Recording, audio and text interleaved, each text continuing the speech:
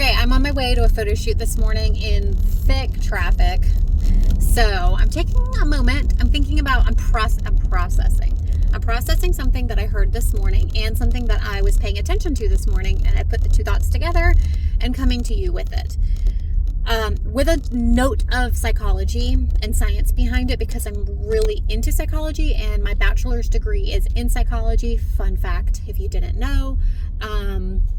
So I'm fascinated by the human brain and human behavior. All right, let's get into it. So this morning I was scrolling Instagram, waking my brain up. Bad habit, I know, but it does get my brain moving. So I caught a post from a business in the heart of Surf City that has chosen to close this particular location. And it made me really sad because that is a very well-known shopping strip. All of the businesses in there seem to be thriving on the surface. Only 3 of them out of maybe 24 have closed in the first couple of years of that strip being made available to our community.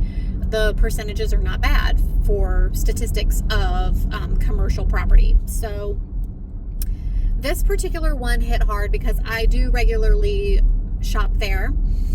And her announcement was, we've decided to pivot and put our, investment and interest into a different location.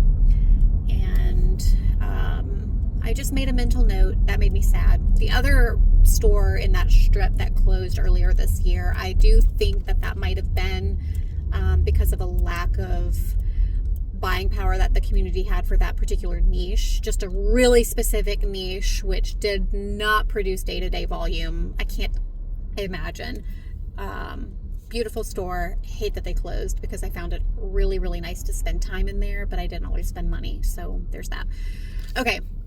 The second thing that happened this morning was I was listening to a podcast while I was getting ready. It is by Sinek, one of my favorite thought leaders ever. And the podcast is called A Little Bit of Optimism. I think that's the name of it. And the particular interview that I listened to was a female rabbi.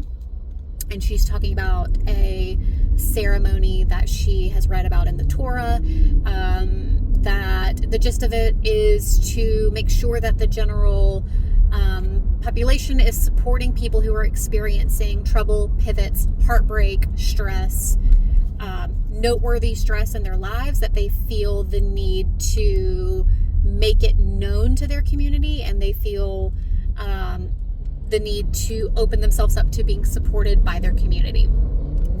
Put those two thoughts together for a moment, and I see a similar situation where our stores are posting on social media saying, hey, this is happening to us and we want you guys to know. So they're making that public announcement of their struggle and troubles, and the door is open for the community to step in. Like, you guys have the freedom and flexibility to walk through the front door, to message them on Instagram, to say, what do you need? What is your dream? What do you want to accomplish? Is the pivot what needs to happen? Is the pivot a last attempt at saving yourself? Or would you love to recorrect your course and go back and try to make success out of this thing, and you feel like you have no other choice but to close your doors?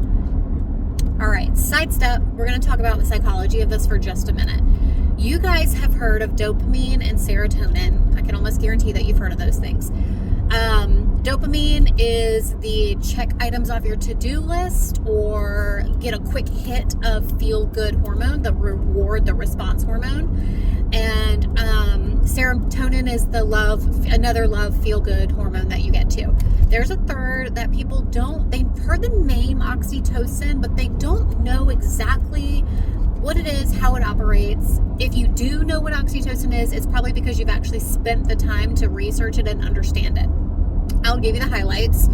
Oxytocin is one that really perks up in your body when you pour yourself into someone or some other mission or some effort that feels meaningful. So oxytocin is one where if you hold the door open for somebody, when you give someone a compliment, when you donate a plate of food, when you give Christmas gifts, when you do for someone else, the oxytocin is the one that really perks up.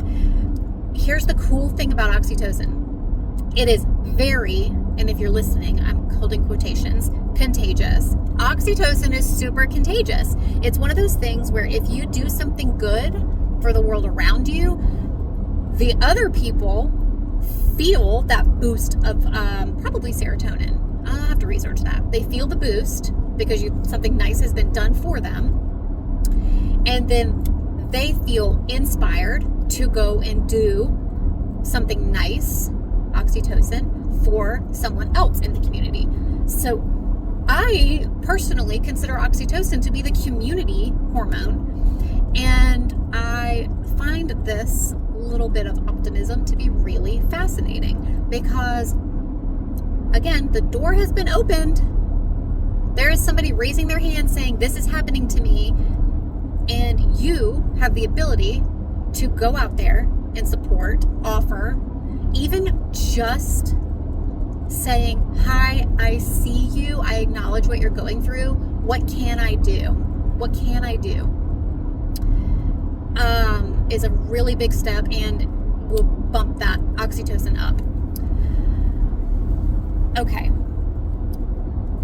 There are people, this is a peeve of mine, and I'm seeing it more and more, especially in the world of social media. There are people in the world who do good deeds because it makes them look good. Because it makes them look good. I can sniff it out. I can see it. When people are doing things for image, it really leans into the dopamine.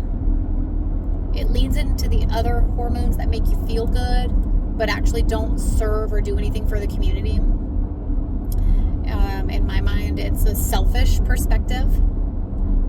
And I realize this is a little bit of a detour of the topic, but I'll bring it back around. So the way to authentically ask yourself, and I think it's an internal conflict, right? So the way to ask yourself authentically, am I doing this for the right reasons?